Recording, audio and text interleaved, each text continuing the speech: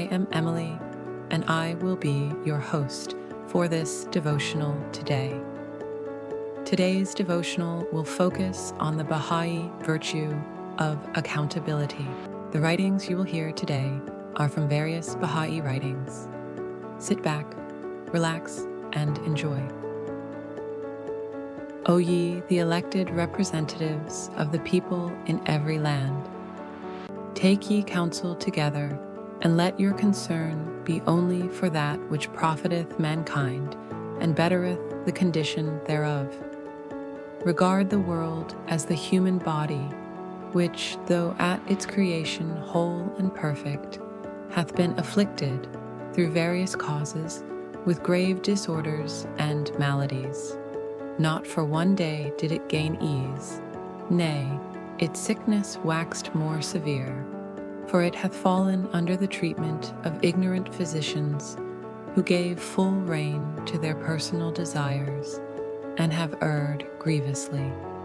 If at any time a physician of insight and skill endeavored to restore it to health, his efforts have been thwarted by the interference of others, for they have lacked the necessary knowledge and have striven to achieve their selfish ends, whether through force or craft. We behold it in this day, at the mercy of rulers so drunk with pride that they cannot discern their own best advantage, let alone recognize a truth that is manifest and undeniable. We have at all times made clear our purpose, that the welfare of mankind may be promoted and the interests of all nations and peoples safeguarded, that mankind may attain true prosperity and salvation, is the supreme goal of our revelation. The supreme cause of all these ills is the lack of a fixed standard of accountability among the rulers and leaders of the world. Therefore, it is incumbent upon them to consult together and to establish such a standard that the affairs of the people may be conducted with justice and equity. Bahá'u'lláh, Gleanings from the Writings of Bahá'u'lláh, pages 253 to 254.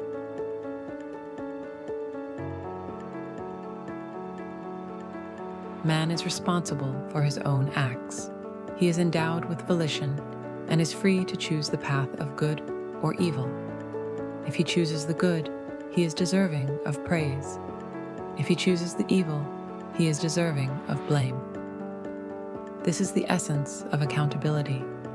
The development of character and the acquisition of virtues depend upon the exercise of this freedom. Through effort and striving, man can attain the highest stations of perfection.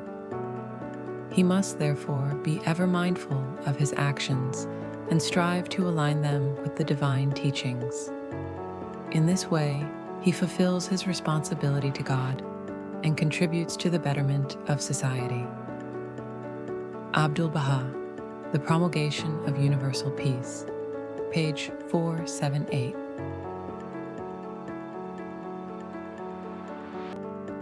The Baha'i administrative order is not merely a system of governance. It is a divine institution that requires accountability at every level. The elected bodies, from the local spiritual assemblies to the universal house of justice, are answerable to the community they serve and to God. They must conduct their affairs with transparency, justice, and a spirit of service. This accountability ensures that the institutions remain true to the principles of the faith and that the community maintains its unity and purpose. Every believer, too, has a role to play in upholding these standards by participating in consultations, offering support, and adhering to the decisions made. Shoghi Effendi, Baha'i Administration, pages 143 to 144.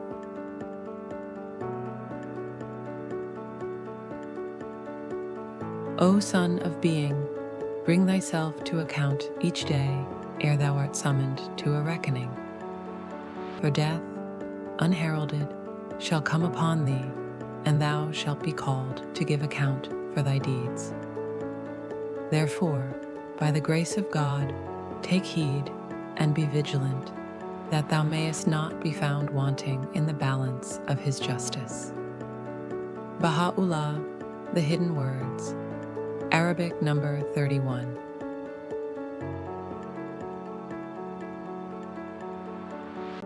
In the Baha'i community, every individual has a responsibility to contribute to the welfare of the whole. This includes being accountable for one's actions, participating in consultations, and supporting the decisions of the elected bodies. Such accountability fosters unity, ensures justice, and promotes the collective advancement of the community. It is through this mutual responsibility that the community can reflect the divine attributes and serve as a model for society. Abdu'l-Bahá, selections from the writings of Abdu'l-Bahá, pages 106 to 107.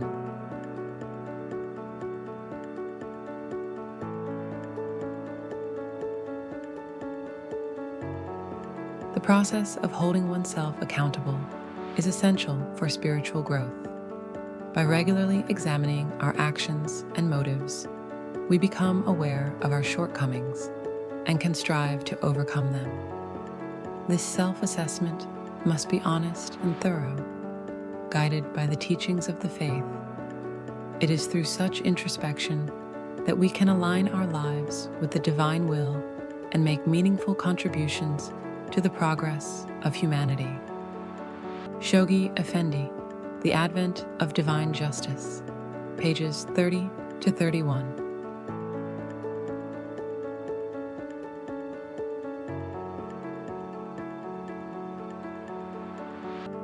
They that have turned away from the guidance of God and have failed to bring themselves to account shall find themselves in grievous loss.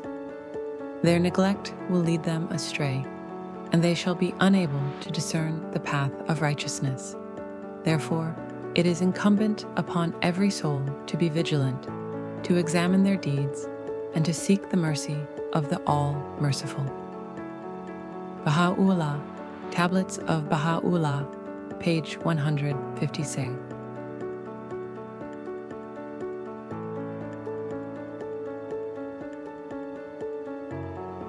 Thank you for joining us today. I hope you enjoyed it. Please join us next week when we will be having a devotional focusing on the Baha'i virtue of appreciation.